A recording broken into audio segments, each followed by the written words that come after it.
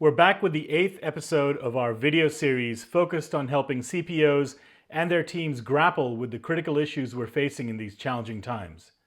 Our goal here is to pose a few ideas, perspectives, and questions that you should be asking as you navigate your way through this pandemic and its human and economic implications.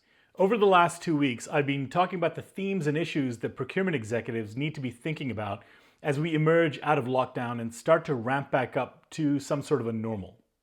The first two topics focused on understanding demand in your sector and then on strengthening supply chains from a procurement perspective. Today, I dive into the third logical theme that we need to rethink for the new normal, and that is our operating model.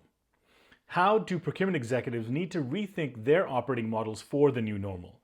Well, I'm not sure a fundamental rethink is needed unless you've had material issues in your prior model. There are at least 4 questions that we need to be asking ourselves. First, we need to understand what defines success for our organizations in the post-COVID world. What are the key characteristics that I need to embed and incorporate into the operating model? Do we need to expand our reach to categories, BUs, geographies, etc.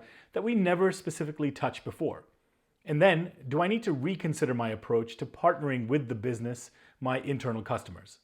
Do we need to reassess our talent model, not only who we have, but how we deploy them for maximum success?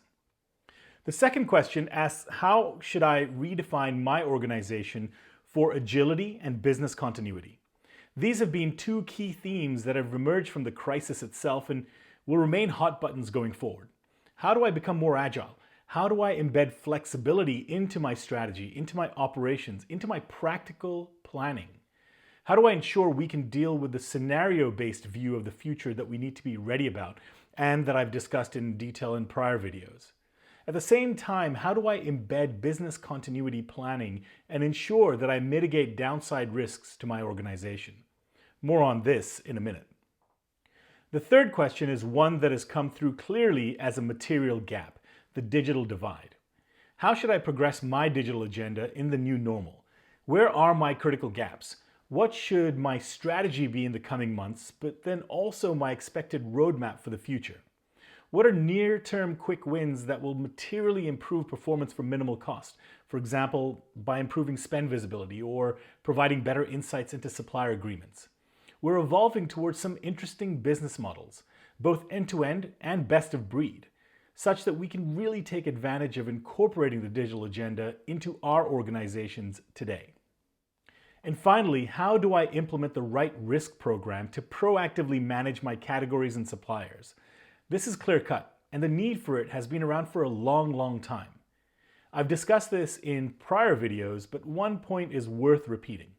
You need to have a structured risk program in place, one that is flexible and focused on the right categories and suppliers and issues. It's going to cost some money, and you need to make room for it and be ready to invest in it.